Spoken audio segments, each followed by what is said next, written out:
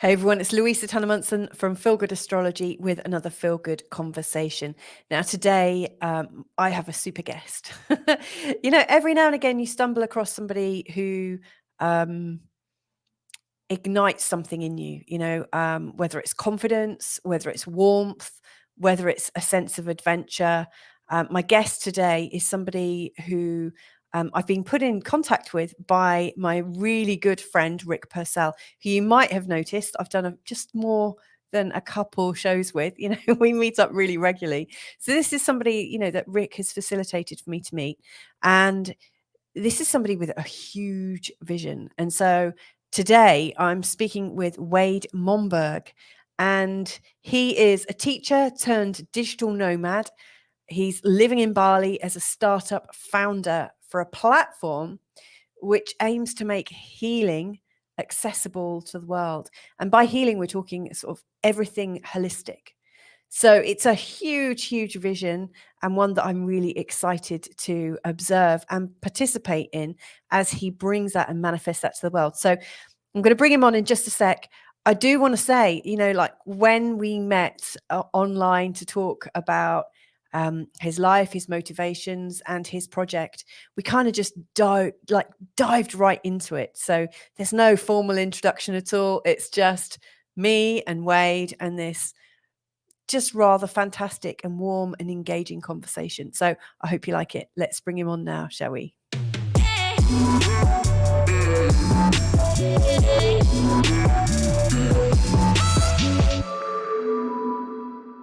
All right, cool. All well, right. Firstly, Rick is like a guardian angel, isn't he? He's just such a connector. He's always connecting people, and he's always so willing to give. A beautiful, beautiful human. Yeah. Actually, the way that I met Rick was through reaching out to different healers, practitioners, coaches in Bali. I just sent emails out to everybody, and I was like, hey, Wow. this is what I'm doing. And Rick came back to me. He was one of the first to come back. Actually, it was like instant. And I was like, that's it. I'm doing something good. Definitely. And so, yeah, he came back, one of the first people to come back, and immediately invited us up to his retreats, or his home, which is also a retreat center, which is pretty unreal.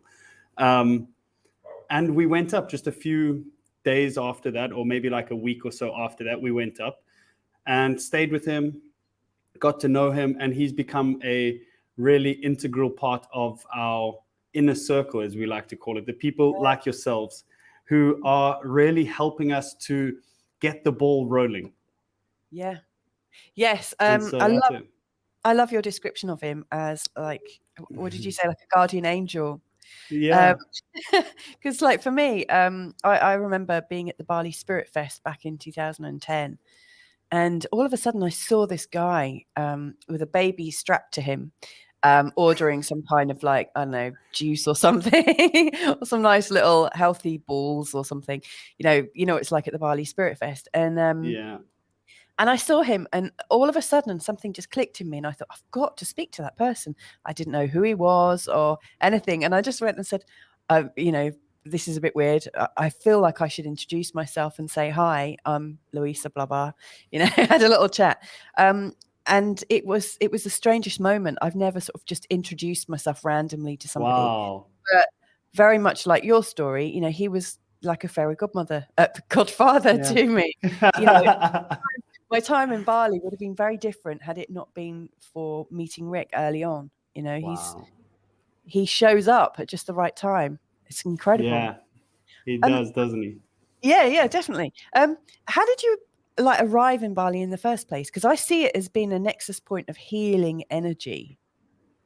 What drew you to Bali in the first place? Let's take a few steps back. This is a story, right? This is a story. So the story of Bali actually begins in the UAE, in Dubai, for me. Yeah.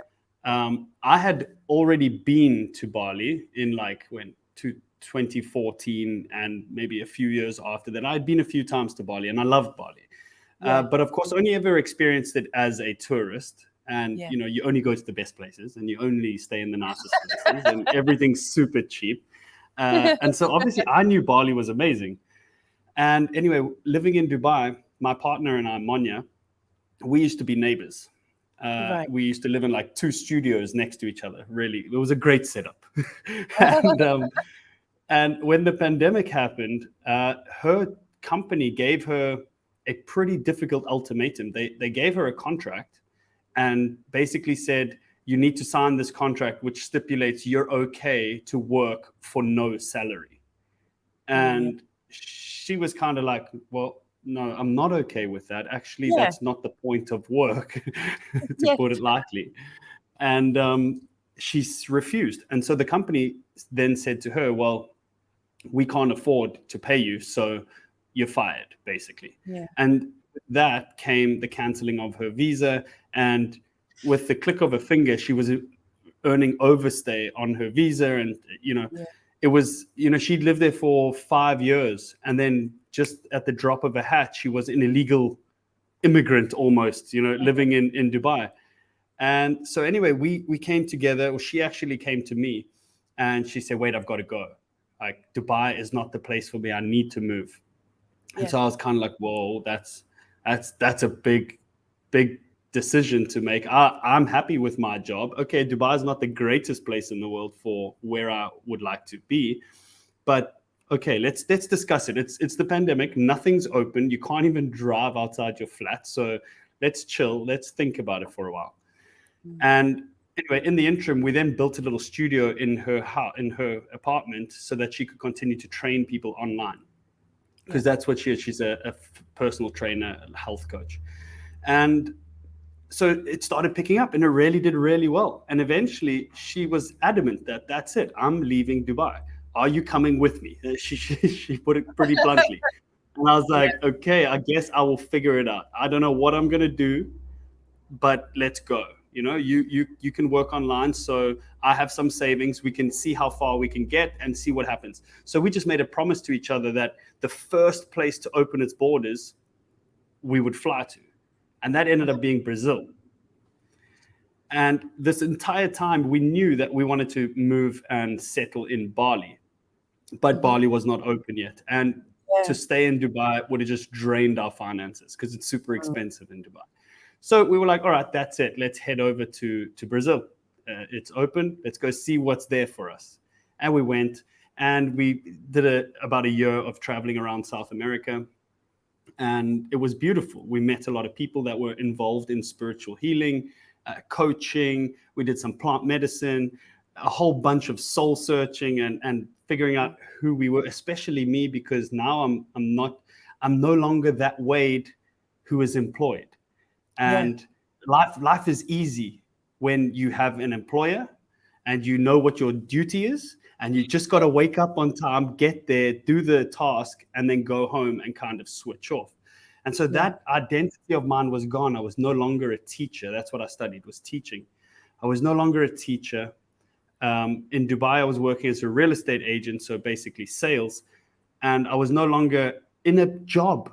And so I was figuring out everything that I was and everything that I was passionate about, and what is my purpose on this planet? What am I here to do? And I went into video filming and editing and photography and a whole bunch of stuff. Anyway, Bali opened and we came to Bali. And along my journey through South America, I constantly had this idea of all these beautiful people that we met, coaches, healers, shamans, all these people.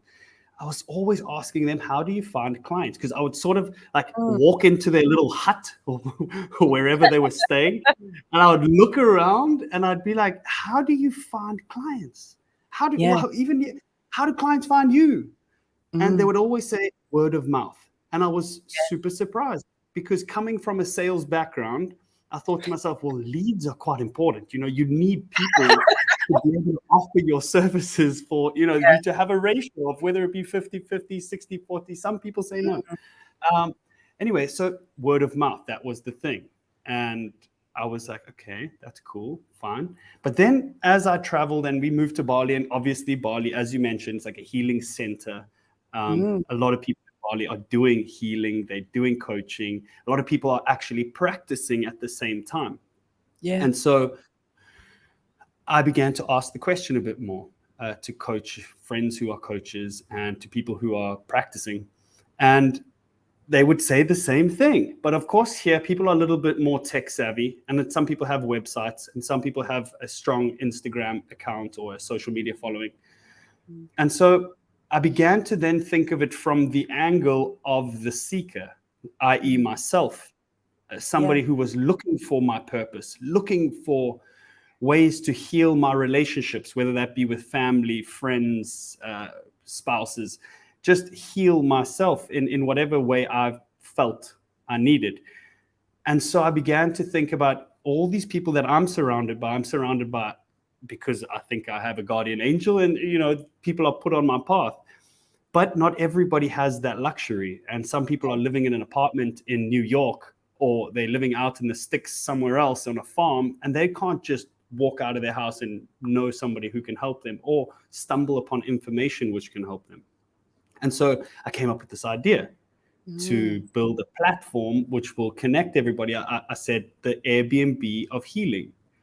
And I just sat with it for a while because I could barely make a social media account.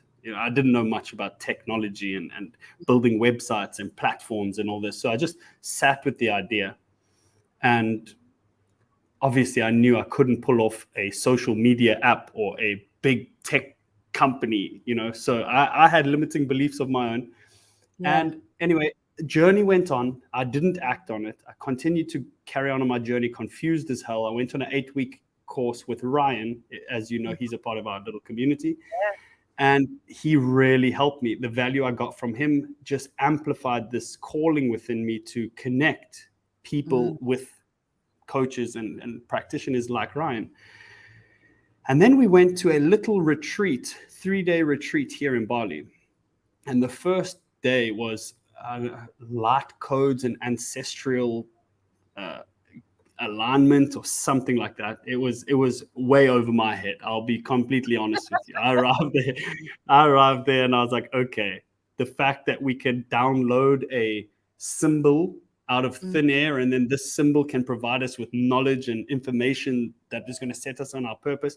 Personally, I was like, okay, I don't get it yet. I'm not at that level of understanding yet. Fine, my bad. Anyway, there was a task at the end of this session, which I could do. It was simple.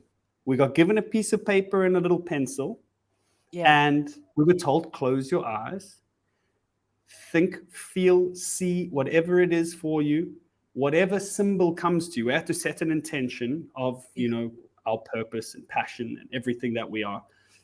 And so I closed my eyes and I just saw nothing.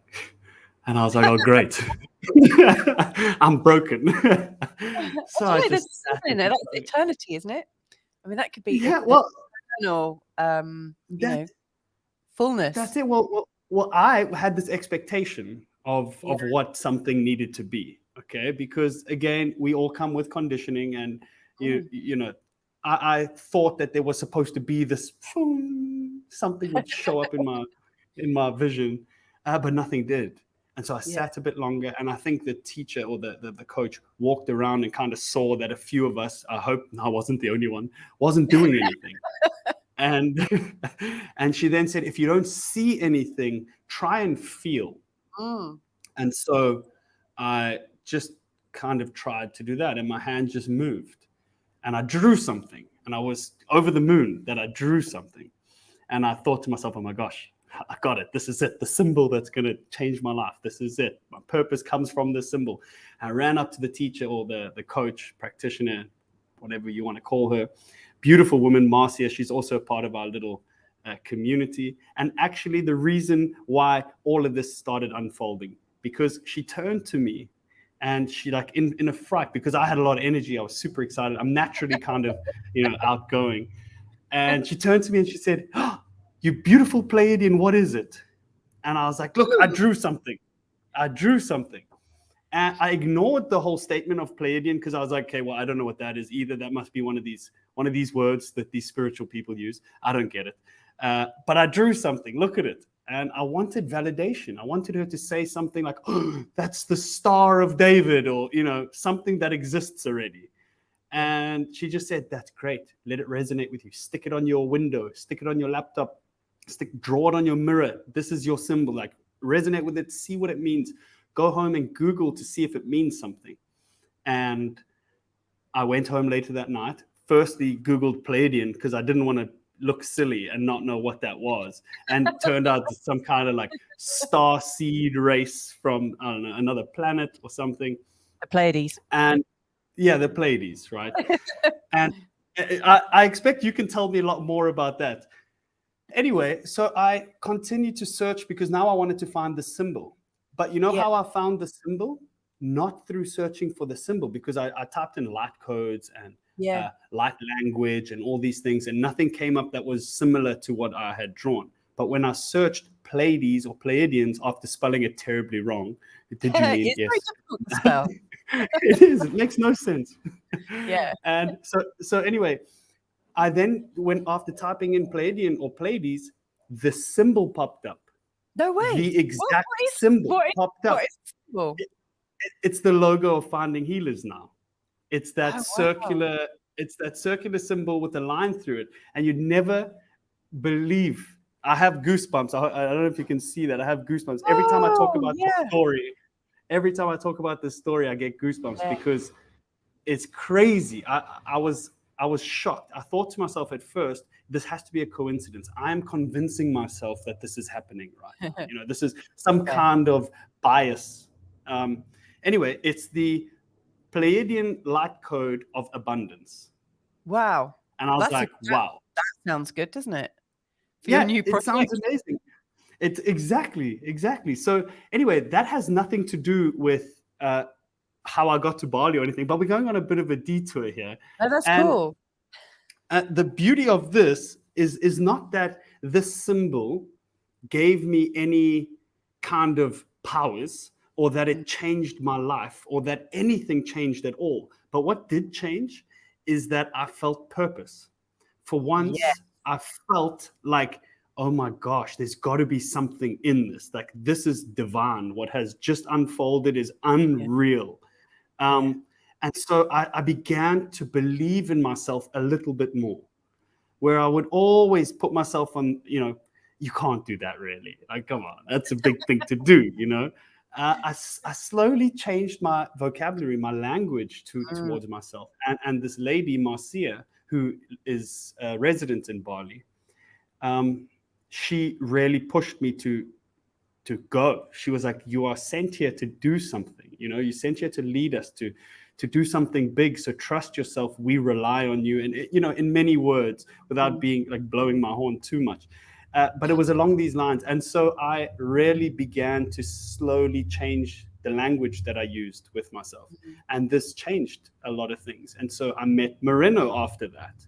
And Moreno is the guy who is building the whole platform. He's the guy with the technical skills to build such a platform, an app.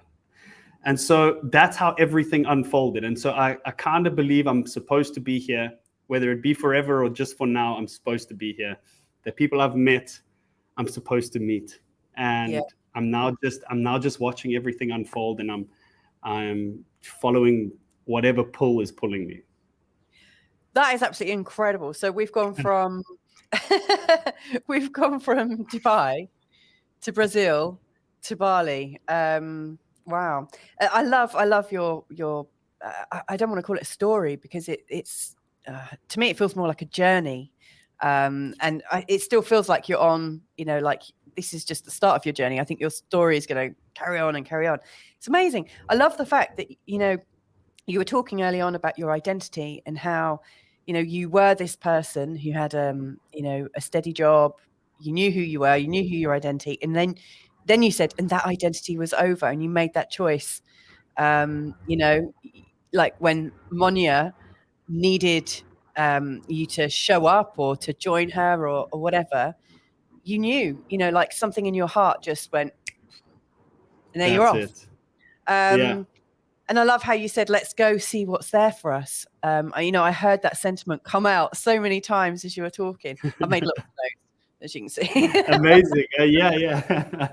And the funny thing is, right at the start, before we even started talking, I'd written down purpose and put a big circle around it. And it really sounds like you've been on this huge journey of purpose. I absolutely love it. You were talking about looking to heal yourself and your relationships. Do you think that's at the core of what puts most people on their journey to healing? Because, I mean, you're talking about things from the position of the seekers now. What do you think the healing that people are undertaking at the moment, what do you think is behind that? Do you think we're all sickening with the same thing, or what's going on? This is actually something. This is multi-layered, in my own opinion. I honestly know nothing, but I have opinions about everything. All right, so I don't want to act like I don't want to act like I know everything. But from where I sit, it was something I was actually going to bring up to you about astrology, an opinion I had about astrology, because you mentioned, is it something we're all sitting with? And that's something which I believe astrology does really well at, is that it can pinpoint sort of generational issues or issues that everyone actually goes through at a certain stage or phase of their consciousness cycle, of their evolution, of their growth, maturity, whatever it is. And so when you pick out one of those things which is super universal, many people are going to feel drawn to it. Many people are going to feel touched. Many people are going to feel that it's speaking to me. And that is not to say that it is inaccurate, but it is to say that I believe we are all going through, if not the exact same thing at the same time, the same things at different times. Because we are all humans. We all deal with our environment. We all deal with relationships within our environment. And so we're all navigating the same game. We're all trying to find comfort in relationships, either in our close circle or in our work circle. We're trying to find enough resources for us to live the dream that we all have planted inside of us. And we're all on this same path. And so on this path, certain obstacles exist. And I just believe that we all face the same obstacles. Of course, everybody has a unique history and everybody was brought up differently. And so that is where I believe the beauty of healing, holistic healing and alternative healing comes in, is that it's a way for people to understand themselves and to really get to the root cause of whatever has set them on this path of depression or anxiety, or there's so many different things. And so when we dive into these modalities, for example, if somebody is dealing with stress of university, you're not any more broken than the person next to you who either doesn't care so much about their marks or is just secretly stressed, right? We're all very similarly experiencing this life. And so I think that is what's beautiful. I personally found this world of alternative healing through purpose. I felt that I didn't know who I was. And when you say that I just showed up for Monya when we left, the truth is that at that point in our lives, we didn't know if we were right for each other. Actually, I was busy seeing a psychologist at that point in time in my life because I was dealing with how I viewed myself in a relationship. I grew up with parents who were divorced. My mom had depression, is still depressed to this day, in and out of hospitals. And I believe that, over my own journey, I found it difficult to commit to somebody, whether that was self-sabotage or whatever it might have been. I didn't know if I was capable of being loved, if you will. Maybe I didn't want to commit to somebody because they could then just leave and take everything. Or not physically, but, take my whole world, And so it was this journey of me trying to figure out, why am I here? What am I supposed to do? Money, I've already got money, or I had enough money for me to be content at that point in my life. And I was like, I'm still not happy. So there's got to be something else. And so when Monya came up with this idea, crazy idea, I knew that there was something special between us. I knew that if anything was to go wrong in our relationship, it would probably be because of me and what I had to heal. And I knew that this was a journey that I had to go on. And Yeah. I'm so grateful that I took the leap, because now we're here. Oh, there's so much I want to unpack. I love that so much. And thank you for like being, sharing really from your heart about, your background and what your mum's been experiencing. I mean, as I was getting ready to talk with you this morning, I was actually considering the importance of mums and, and what happens when, we don't show up as mums, or, when our mums don't show up for us. It's a big deal. I want to just take a step back. You were talking about like how people tend to go through similar experiences, shared experiences. And I see astrology as a bit like, have you ever kept fish? Yeah. When I was young, my dad actually had like a big fish tank, and we had a lot of fish. Yeah. And so if one of the fish gets sick, like what do you do as a fish keeper? Like you don't really treat the individual fish, you treat the water. You suspect. The water, okay. You suspect that there's something in the water, and and if you leave it, often all the fish get ill.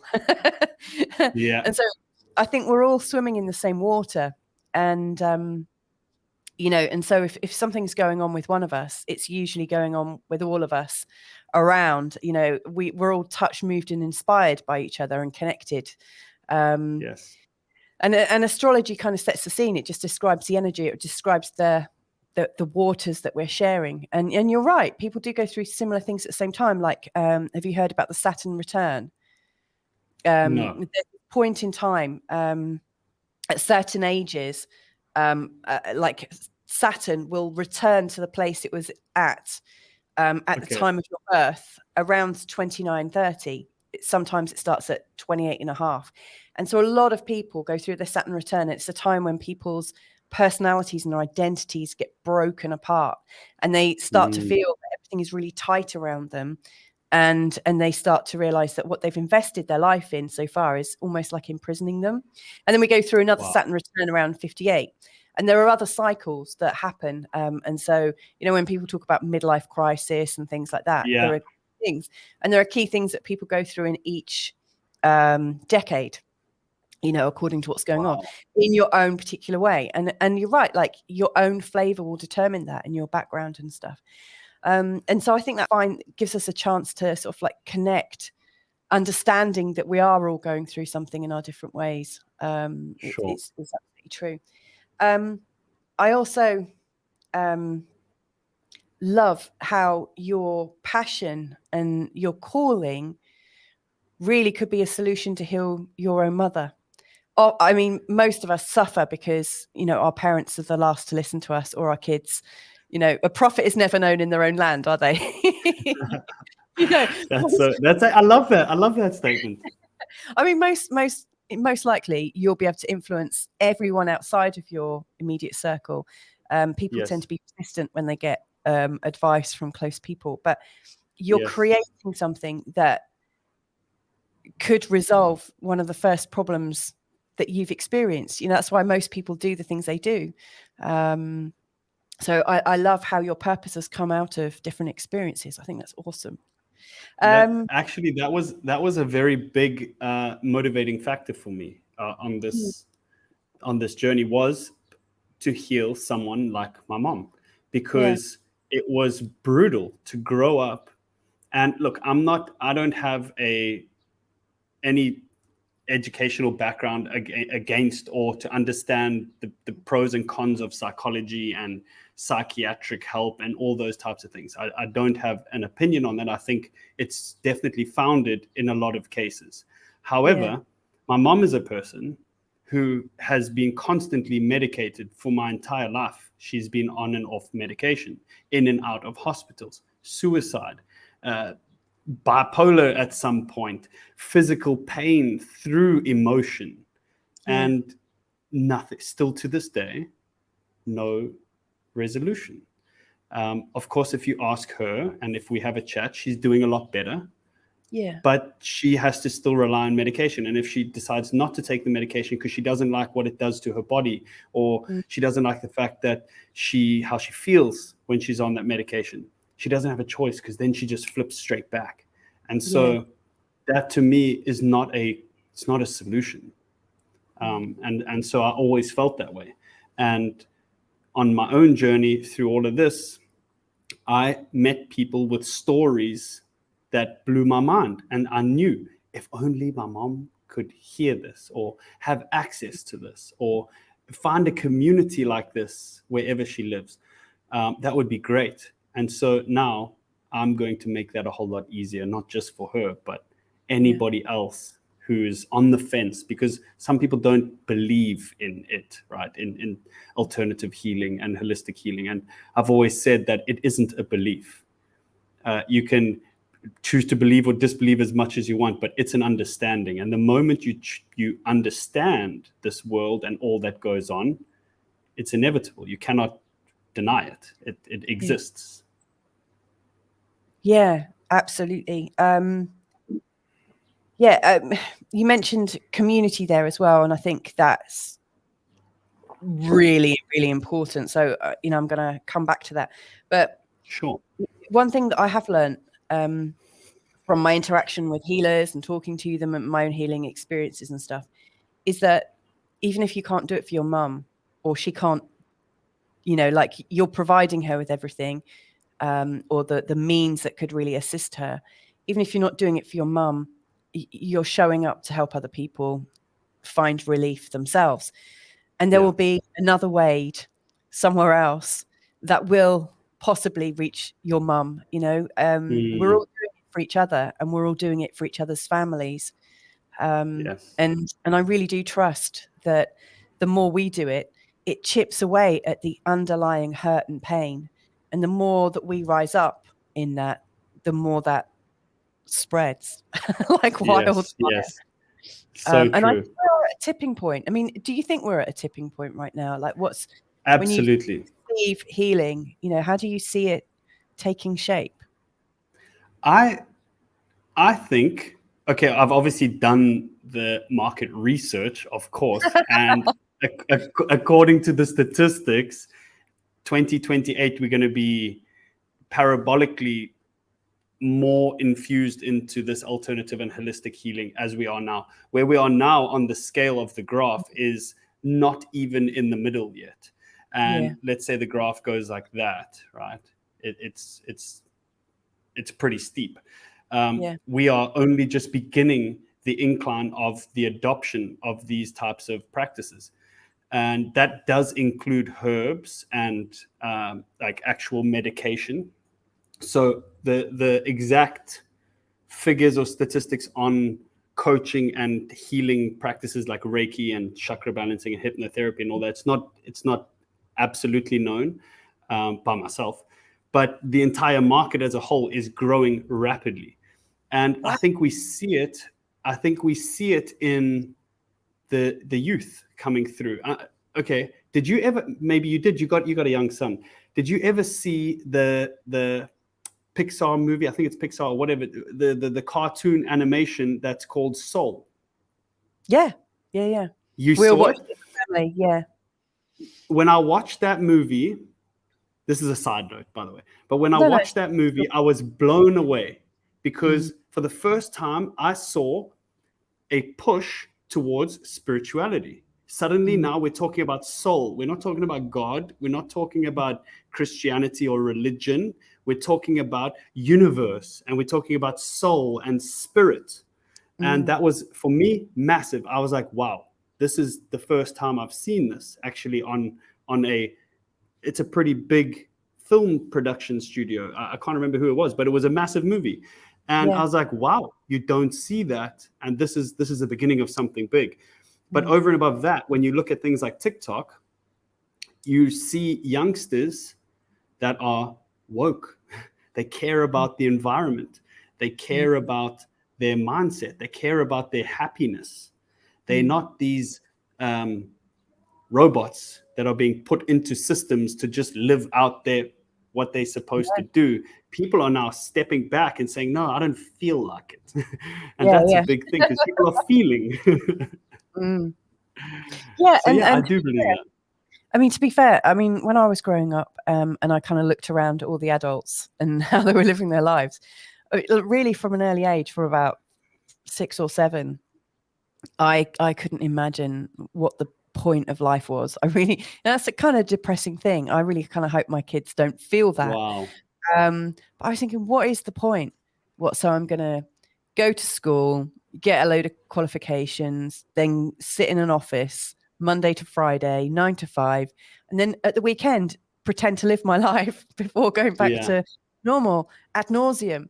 I just couldn't believe that. It just didn't really sit with me very well. But yeah, now, I mean, it's so much harder, isn't it? True. And it's also so much more open. It's interesting because there are so many more opportunities, and there's also so much competition.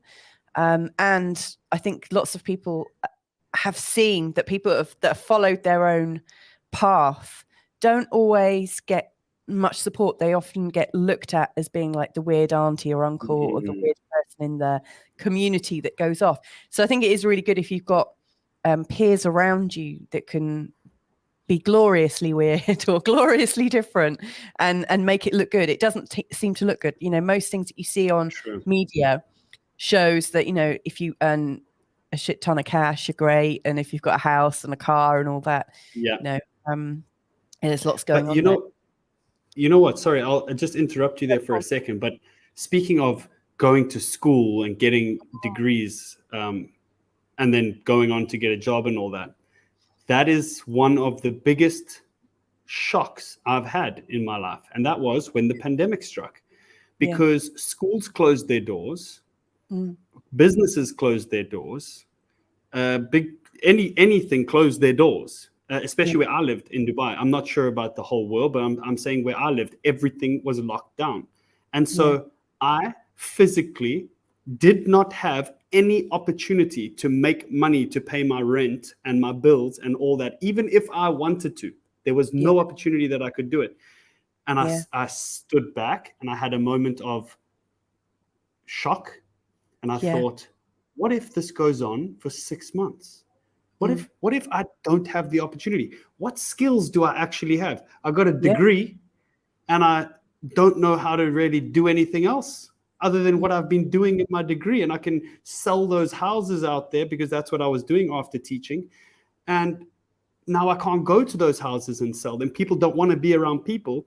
So now I have to shift everything I thought I understood. I realized I have no transferable skills. This is a big problem. That's the big thing. That's the huge thing. Like, where are the transferable skills? That's it. And I was like, okay, so here I am. I can, teach kids. And I can draw up a beautiful timetable and I can sell stuff. But how can I can't fix somebody's toilet. I can't fix their light. I can't make a website. I can't videos edit. I can't edit photos, take photos. To me, this was transferable skills. Okay, cool. I could have gone and done online teaching and all that, but different, cost to benefit ratio at that point. But again, it comes down to transferable skills. And so it doesn't matter how many degrees you've got. I think it's more beneficial for you to start practicing something that you truly enjoy, like a hobby that you could potentially monetize one day. Yes, absolutely. And that was a big one for me. I mean, that's huge. I mean, I feel very sad for people who've been who've listened to a strong narrative saying, if you do this, you'll be okay. And then you followed all of that advice, and then all of a sudden the narrative has crumbled. And the great advice of going to university and being kind of channeled in one route, only to find out that route is suddenly empty or disappeared is truly shocking. And you've just taken all that time and effort. Yeah, absolutely. And right now we really don't know where the world is going. And it almost seems like it's bifurcating, like there's a very strong AI possibility and there's a very strong back to the roots. And it's funny because, currently our children, we've got 3, 3, 6, and 9, 3, 6, and 10, and we've been world schooling or homeschooling or unschooling even, just not following the traditional route. And so I was having a chat with my 10-year-old last night about one of my new projects, which is like astrology crypto, like watching the market using astrology. That's really big, by the way. Yeah, I know. The funny thing is, I was working on a project about 5 years ago on it, and I set myself up. I made my own little program to be able to predict, and then I got overwhelmed. I was also pregnant at the time, or coming into my pregnancy, and I kind of dropped it because I had other people coming to me for different things. Like astrology's very first stage. People come when they need help, patch them up. And so, like there was only like so many hours in the day, and I kind of dropped that project. And if I'd carried it on, I'd probably be really minted now. So anyway, I was chatting to my son, saying, this is what I'm going to do. I'm going to put aside a little bit of time and develop this on the side. And he was like, "Oh, great! I can start doing that. I can start doing in some of these gamer coins." So you can take your pocket money and start that now. So you've got this. But I was also saying, look, I'm also planting moringa trees at the moment. I'm also developing other things. So let's have a route into, technology, but let's also develop our other skills, the skills we need. Like, how could we make our own water systems? How can we make our own energy systems? How can we get composting down to such a fine art that it starts paying us back? And so we're trying to, think, what skills can we have that will suit us in all different environments? And I see that really lacking in the worlds of lots of people. I mean, when I was in Bali, it really informed me as a mum. I wasn't then a mum, but when I was there, I saw people carrying their children all day long, breastfeeding, all day long. And, if the mum's not there, the sister is, or the cousin, and people were working in a very different way. And so that really helped me to kind of switch on to something new.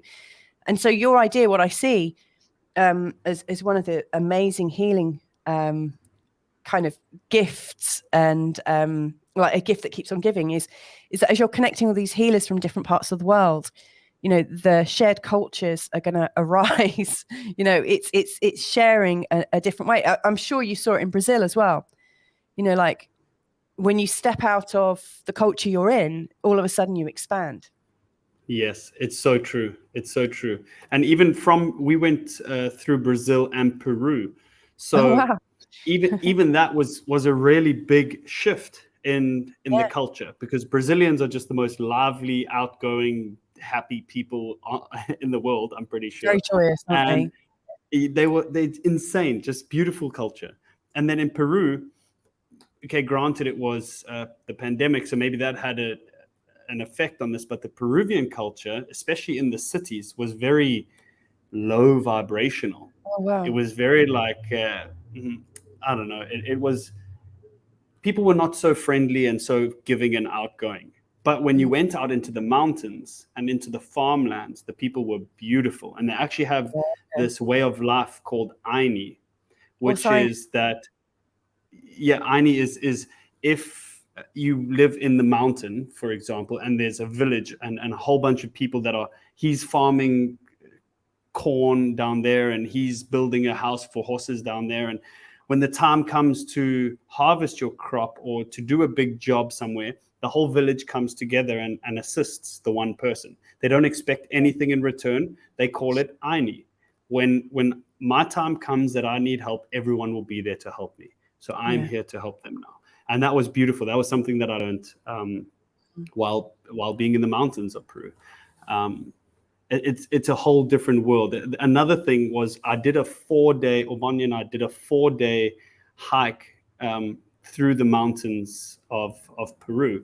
And we went to elevations of 6,000 meters above sea level. And we were staying in tents and we were walking, and we had our backpacks, but we also had a guide who had a horse. So they carried most of the heavy stuff. For example, our tents and all that was carried.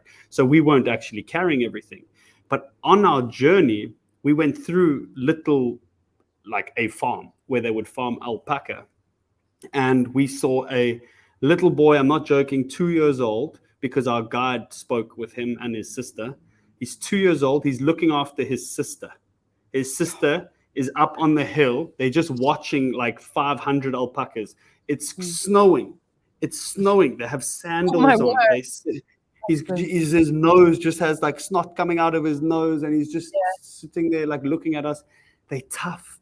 And then we carried on walking, and like a few hours later, we go past another village, and the guide would explain to us that the woman walked this route, which took us 4 days, every 2 weeks, I think he said it was, every 2 weeks to go and get groceries. But it's not groceries. They go to this like little market where they have to now carry enough for them to last 2 weeks. So sugar, flour, milk, whatever they need to get, or meat, whatever they need to get there, and walk back. And that's no backpacks, no fancy hiking boots, no horse, just walking. And I was blown away by that, because that kind of puts everything into perspective for you. It really does. I'm sitting in this wonderful house, and I have things to complain about. So that really did put things into perspective for me. And it's a great way to see different cultures and to just change your perspective on certain things. Everyone will take something different from an experience like that. And that's why it's not enough to just live vicariously through somebody else through YouTube, or through a family member who went there once and they brought you a souvenir. Because when you go, you are your own person. You are unique. You emit a different energy. Like the most beautiful thing I used to tell my students actually was that if you were not here today, this day would not be the same for anyone else in this class, because you might have had a conversation with somebody that they wouldn't have had if you weren't here. You might have answered a question in class. Somebody may have got some comfort from you. Maybe you hurt somebody today, but everybody's day would be dramatically different if one person wasn't here. And that is the beauty of us as individuals. So when you go travel, you experience it in your way, not in a way that somebody else experienced it. Culture is beautiful. It's very, very special, definitely. I really love what you were talking about, Aini. I mean, that's amazing. And we have lots of Brazilians living in Portugal. And so, I mean, there is a lovely energy, really expansive about Brazilians. And I noticed that around the time when all the olives are ready for, getting the oil and everything for harvesting, everyone pitches in. And they all just do it. It's just what they do. And they do, you're right, they do know that when it's your time, everyone will just help. And it reminds me that I know in the UK, growing up there, receivership isn't something that's really celebrated. We're not very good at receiving things. I've had people try and help me, and I'm very good at pushing help away. I'm rubbish at accepting impact. Thank you. It's almost like you're rejecting life, when you close yourself off. And I think, a lot of the problems that I see coming up in clients that I'm working with is often that we feel like we're kind of unlucky, or that we're somehow blighted. Good things don't happen to us. They happen to other people. And, I've been unpacking this quite a lot recently in receivership, being open to receiving good luck takes vulnerability and trust in each other and trusting the people around you. And if you're not doing that, you're not going to trust that people are just going to help you for no reason. So I see that as something that I'm really hoping it shifts for people, that we all start to trust each other a lot more. I love what you were saying about 2028 and the fact that healing's on its way up. When I returned from Bali to the UK, I met my husband, who had a New Age radio show. And so he was interviewing healers from all around the world and having good old chats with them and stuff. And what I've noticed in this subsequent 11 years is the ones that stuck it out and carried on, they didn't just do a few shows and then say, oh, this isn't working. Where's my Yeah. word of mouth? You know, Yeah. people that have stuck it out have actually really made good careers, but it's been a kind of long, slow burn, and they've had to really keep the faith of who they are and really stay, know their purpose and feel that sense of Yes. calling. And so Yes. I guess knowing that in 2028 we're going to hit, is it the peak or the start of the peak? No, it's not the peak. It was just the end of the market analysis that I requested. Oh, So okay. It's just going up and up and up. but it was drastic. So if it continues, it will be even higher in 2029. That's incredible. But it was really exciting. Yeah. So for Really people exciting. for people then that are seeking healing or wanting to be healers, what would your advice be right now? Well, it would be different for either or. For those who are wanting to be healers, as you just mentioned, those people who didn't stick with it, didn't go through it, they did 1 or 2 sessions and then kind of said, it's not working. Those are people doing it for the wrong reasons. And in this field, in this realm of us beings, people have too strong a sense of feeling. And so if you're not doing it for the right reasons, people are not going to resonate with you. You're not going to get the word of mouth. You're probably not going to succeed. And so I would suggest just really listening to that call and acting out of purpose, because then all things flow, right? We know that.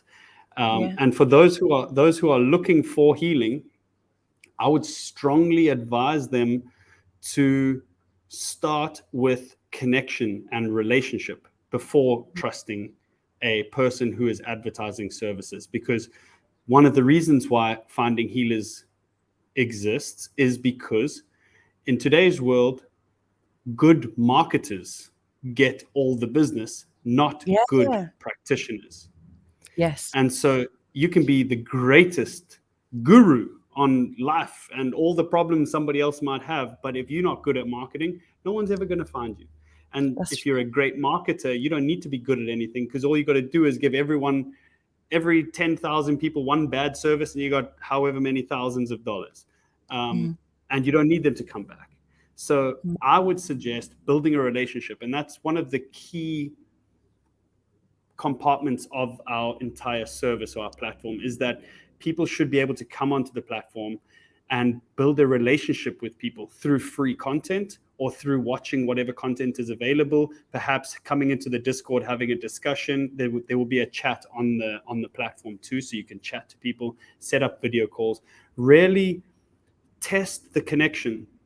You can always feel when somebody is being authentic, and if you resonate with them, because you and I might resonate together, but somebody else might not just resonate with us. Somebody watching this might think, what a dick.